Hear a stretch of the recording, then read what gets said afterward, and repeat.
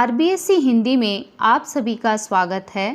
आज हम अपनी कक्षा 12 की पाठ्य पुस्तक संवाद सेतु के साथ इस वीडियो में प्रस्तुत है। इसके अंतर्गत ये है कि कक्षा 12 के पाठ्यक्रम में संवाद सेतु के अध्याय 6 से 10 तक अर्थात 5 पाठ है और उन पांचों पाठों में से एक एक प्रश्न पूछा जाएगा। आज हम संवाद सेतु का जो छठा पाठ है, जो कक्षा 12 का पहला पाठ है, समाचार लेखन, उसका अध्ययन करेंगे।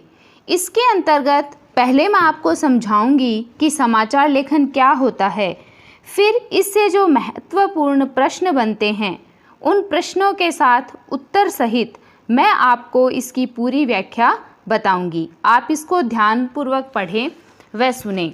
समाचार लेखन, जैसा कि इसके नाम से ही पता चलता है कि समाचार लिखना, इसका उद्देश्य क्या है कि समाचार हमारे दैनिक जीवन का महत्वपूर्ण अंग है। हमारे आसपास और देश दुनिया में घटने वाली हर छोटी बड़ी घटना की सूचना प्राप्त करने की उत्सुकता हमारे मन में बनी रहती है, यानी उसको जानने की इच्छा। समाचार लेखन बहुत ही जिम्मेदारी का कार्य है। इस पाठ में हम समाचार लेखन के बारे में तथा उससे जुड़ी विभिन्न बातों का अध्ययन करेंगे। अखबारों, टीवी तथा रेडियो के लिए समाचार लेखन और प्रस्तुतिकरण का कार्य अलग अलग प्रकार से होता है। इस पाठ में न्यू मीडिया, जिससे इंटरनेट के लिए लेखन तथा फिल्म माध्यम की जानकारी भी प्राप्त करेंगे। यानी मुद्रित माध्यम क्या है, इसको किस प्रकार लिखा जाता है, इंट्रो किसे कहते हैं, उल्टा पिरामिड शैली क्या है, स्टोरी क्या है, हार्ड न्यूज़, सॉफ्ट न्यूज़ क्या है, इलेक्ट्रॉनिक माध्यमों के लिए लेखन क्या है, इन सब प्रश्नों का जो अध्ययन है वो हम इस समाचार लेखन पाठ के अंतर्गत करेंगे। अब देखो, इसमें पहला प्रश्न आप देखिएगा कि रेडियो के लिए समाचार लेखन में किन बातों का ध्यान रखना चाहिए। तो इसमें देखो, रेडियो के लिए समाचार लेखन में सहज, सरल और प्रवाहमान भाषा का प्रयोग किया जाना चाहिए। वाक्य छोटे होने चाहिए। संयुक्ताक्षरों के इस्तेमाल में काफ़ी सावधानी बरतनी चाहिए। अत्यधिक आंकड़ों और संख्या का प्रयोग नहीं करना चाहिए। तिथियों को उसी तरह लिखना चाहिए जैसे हम बोलचाल में इस्तेमाल करते हैं। देखो, इसमें ये बताया गया है कि जब हम रेडियो के लिए समाचार लेखन करते हैं तो उसकी भाषा बहुत ही सरल, सहज होनी चाहिए। छोटे छोटे उसमें वाक्य होने चाहिए। संयुक्ताक्षर जहाँ पर आए उनका जो बोलने का तरीका है उनको हम सावधानीपूर्वक बोलने चाहिए। और जैसे इसमें तिथियाँ आती है तो उनका अंकों में प्रयोग न करके शब्दों के रूप में उन्हें इस्तेमाल करना चाहिए, ताकि उनको गिनना नहीं पड़े, बस सीधा पढ़ना पड़े और रेडियो समाचार को जो सुनने वाले लोग हैं उनको सहजता से समझ में आ जाए। फिर दूसरा प्रश्न है, समाचार लेखन के 6 ककार क्या हैं और वे क्यों आवश्यक है। यानी समाचार लिखते समय हमें 6 ककारों का प्रयोग करना पड़ता है। तो इसमें देखिए, समाचार लेखन के 6 ककार है क्या, कौन, कहाँ, कब, क्यों और कैसे। ये 6 प्रश्न ही 6 ककार कहलाते हैं। इनमें से प्रथम 4 ककार के उत्तर इंट्रो में तथा अन्य 2 के उत्तर समाचार के निचले भाग में दिए जाते हैं।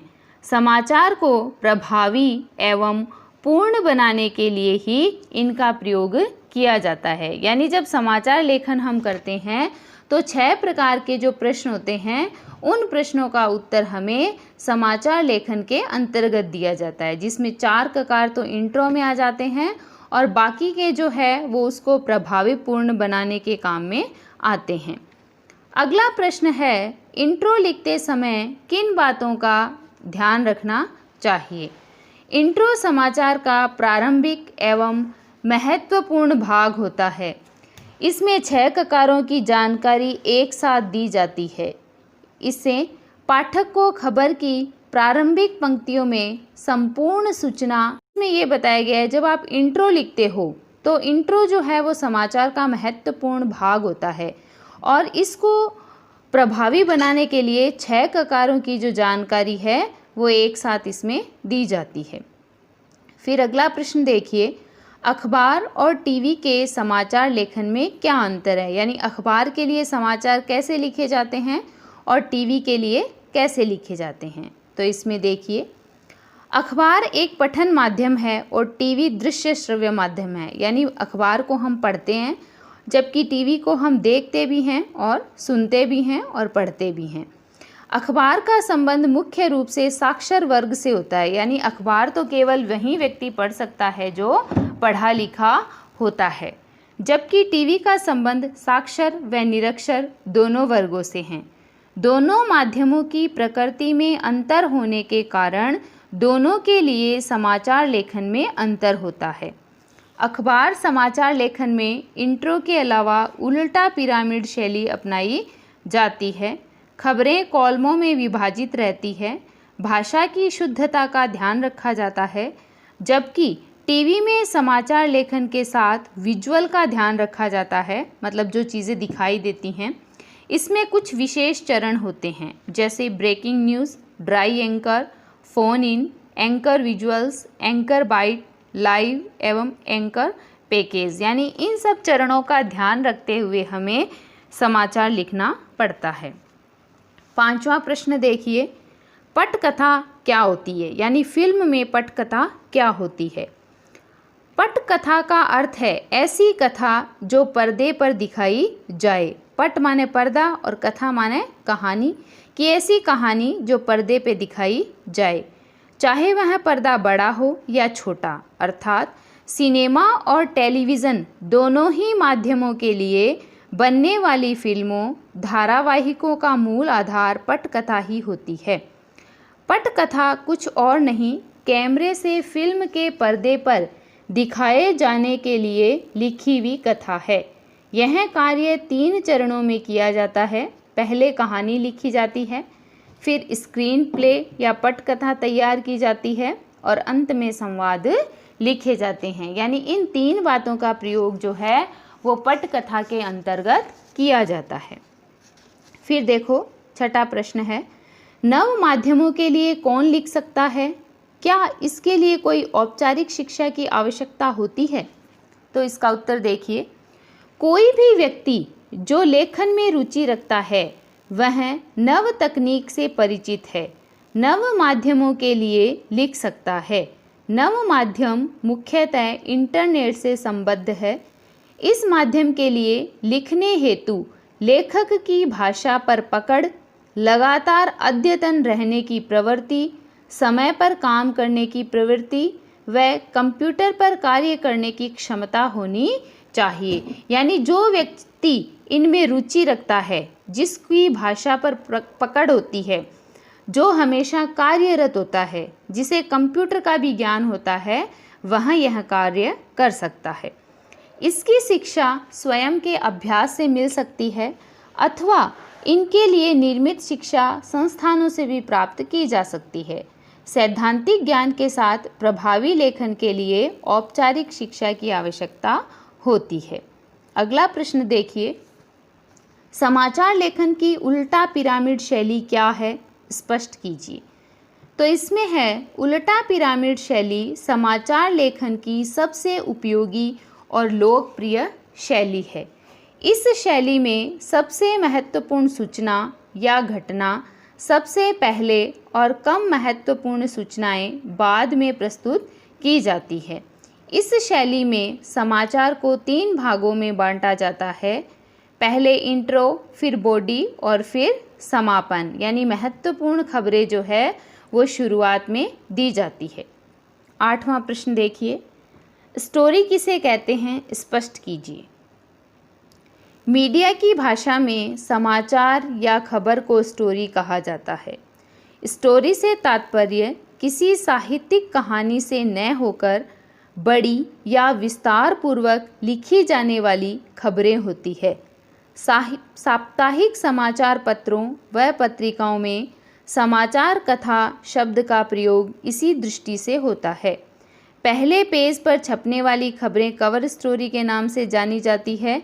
रिपोर्ट्स की रिपोर्टिंग को भी स्टोरीज कहा जाता है। यानी सामान्यतः हम मानते हैं कि स्टोरी जो है वो खबर है और मीडिया के क्षेत्र में इनको अलग दृष्टि से देखा जाता है। जैसे प्रथम पेज पे आई तो कवर स्टोरी हो गई, इसके बाद वाली पेज पे आई तो कम महत्वपूर्ण, ज़्यादा महत्वपूर्ण, इस प्रकार इनको अलग अलग भागों में बांट दिया जाता है। फिर अगला प्रश्न, हार्ड न्यूज़ तथा सॉफ्ट न्यूज़ का आशय या अंतर स्पष्ट कीजिए। तो इसमें देखिए, समाचार पत्रों में विविध प्रकार के समाचार प्रकाशित होते हैं। सामान्यतः रोजाना के घटनाक्रम, अपराध से जुड़ी खबरें या दुर्घटना के समाचार हार्ड न्यूज़ की श्रेणी में आते हैं। वहीं मानवीय रुचि से जुड़ी खबरें, संवेदनाओं को स्पर्श करते समाचार सॉफ्ट न्यूज़ में आते हैं। साप्ताहिक और मासिक पत्रिकाओं में सामान्यतः हार्ड न्यूज़ नहीं होती। यानी हार्ड न्यूज़ क्या होती है कि जो अपराध से जुड़ी घटनाएं हैं, रोजाना के घटनाक्रम है, दुर्घटनाएं हैं, ये सारी आएगी हार्ड न्यूज़ में। और जो मानव की रुचि से संबंधित घटनाएं होती है, जो न्यूज़ होती है, वो आएगी सॉफ्ट न्यूज़ के अंतर्गत। 10वां प्रश्न देखिए, टेलीविज़न समाचार लेखन के लिए क्या आवश्यक है? इसके प्रमुख बिंदुओं का उल्लेख कीजिए। टेलीविज़न में दृश्य यानी विजुअल्स की प्रधानता होती है, यानी जिनको देखा जाता है उसकी प्रधानता होती है। इसमें समाचार दिखाते समय समाचार से जुड़े दृश्य भी दिखाए जाते हैं, यानी एक तरफ समाचार चल रहा होता है और एक तरफ उससे जुड़े हुए दृश्य दिखाए जाते हैं। समाचार की जो स्क्रिप्ट लिखी जाती है वह भी दृश्यों के अनुसार की होती है, अर्थात जैसे जैसे दृश्य सामने आते हैं उन्हीं के बारे में बताते हुए स्क्रिप्ट साथ चलती है। दृश्य का काम कैमरा करता है, वहीं स्क्रिप्ट लिखने का काम रिपोर्टर का संपादक करते हैं। वह स्क्रिप्ट ही समाचार का रूप होती है। यानी जो भी घटना बतानी होती है तो एक तरफ तो उसके दृश्य चलते रहते हैं और एक तरफ उसकी घटनाएं चलती रहती है और उसके बारे में जो रिपोर्टर है वो बताता रहता है। फिर है एंकर बाइट से आप क्या समझते हैं? स्पष्ट कीजिए कि एंकर बाइट क्या है। बाइट का अर्थ है कथन। टेलीविज़न पत्रकारिता में बाइट का महत्वपूर्ण स्थान है। टीवी में किसी भी खबर को पुष्ट करने के लिए इससे संबंधित बाइट दिखाई जाती है। किसी घटना की सूचना देने या उसके दृश्य दिखाने के साथ ही इस घटना के बारे में प्रत्यक्षदर्शियों या संबंधित व्यक्तियों का कथन दिखा और सुनाकर खबर को प्रामाणिकता प्रदान की जाती है। यानी बाइट का अर्थ क्या होता है? कथन, और कथन को प्रामाणिकता देने का कार्य जो है वो उससे संबंधित कथन को दिखाकर ही किया जाता है। अगला प्रश्न है, लाइव से क्या तात्पर्य है? स्पष्ट कीजिए। लाइव का तात्पर्य है किसी खबर का घटना स्थल से सीधा प्रसारण। सभी टीवी चैनल कोशिश करते हैं कि किसी बड़ी घटना के दृश्य तत्काल दर्शकों तक सीधे पहुंचाए जा सकें। इसके लिए मौके पर मौजूद रिपोर्टर और कैमरामैन ओबी वैन के जरिए घटना के बारे में सीधे दर्शकों को दिखाते हैं और बताते हैं। जैसे कोई भी घटना घटित हो रही है तो उसका सीधा प्रसारण जो है वो लाइव कहलाता है। 13वां प्रश्न देखिए, टेलीविज़न समाचारों के गुण या विशेषताएं बताइए। टेलीविज़न समाचारों के ये गुण हैं। पहला देखिए, सभी समाचार तथ्यों पर आधारित हो, भाषा सरल, स्पष्ट और बोधगम्य हो, यानी समझ में आने वाली हो। तीसरा, भाषा में संक्षिप्तता, प्रवाह और दृश्य साम्य हो। चौथा, तथ्यों का दोहराव न हो।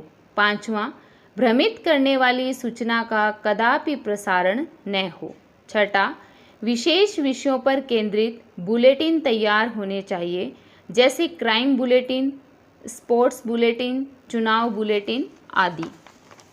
14वां प्रश्न देखिए, इंटरनेट आज के दौर में सबसे सस्ती और विश्वव्यापी संचार प्रणाली कैसे है? स्पष्ट कीजिए।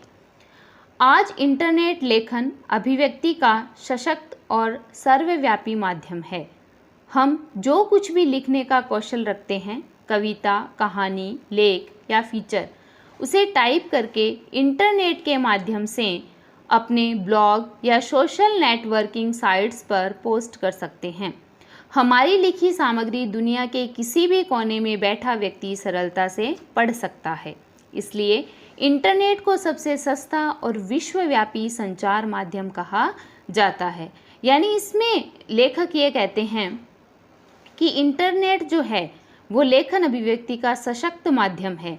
यानी किसी भी व्यक्ति को कविता, कहानी, लेख, फीचर लिखने का शौक़ है तो पहले क्या होता था कि हमें टाइप करना होता था, किसी को भेजना होता था, फिर वह सेलेक्ट होता था, फिर वह छपता था। हमारे मन में यह चिंता रहती थी कि छपेगा या नहीं छपेगा। लेकिन आजकल क्या है, तुरंत लिखो, पोस्ट डालो नेटवर्किंग साइट्स पर और पूरे संसार के लोग जो हैं वो आपके जो भाव हैं उसको पढ़ सकते हैं, देख सकते हैं। 15वां प्रश्न देखिए, इंटरनेट पत्रकारिता के रूपों पर प्रकाश डालिए। इंटरनेट पर समाचारों का प्रकाशन या आदान प्रदान इंटरनेट पत्रकारिता कहलाता है। इसके मुख्यतः 2 रूप हैं। पहला देखिए, इसमें रिपोर्टर खबरों का संप्रेषण है ईमेल द्वारा करते हैं। दूसरा, पत्रकार द्वारा लिखे गए आलेख अपने ब्लॉग, पोर्टल या साइट पर प्रकाशित प्रसारित होते हैं। इस प्रकार इंटरनेट किसी भी समाचार, फीचर, सूचना, लेख, चर्चा, झलकी आदि के आदान प्रदान में उपयोगी माध्यम है। और इस शीर्षक का समाचार लेखन का अंतिम महत्वपूर्ण प्रश्न देखिए, इंटरनेट पर आजकल विभिन्न वेबसाइट्स हैं, इस कथन को समझाइए।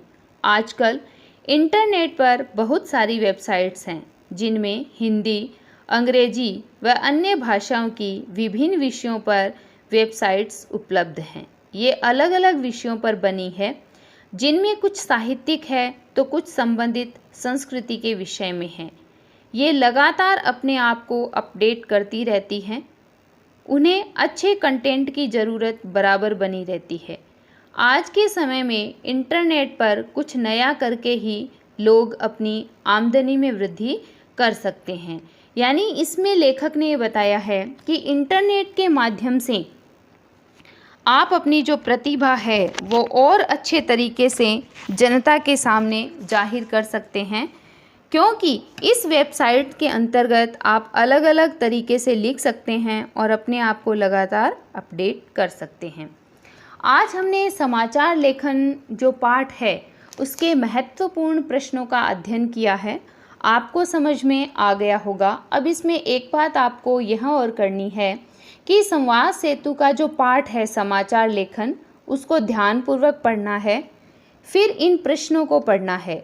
और जहाँ पर भी आपको नहीं समझ में आए आप कमेंट बॉक्स में कमेंट डाल सकते हैं और अपनी समस्या का समाधान कर सकते हैं।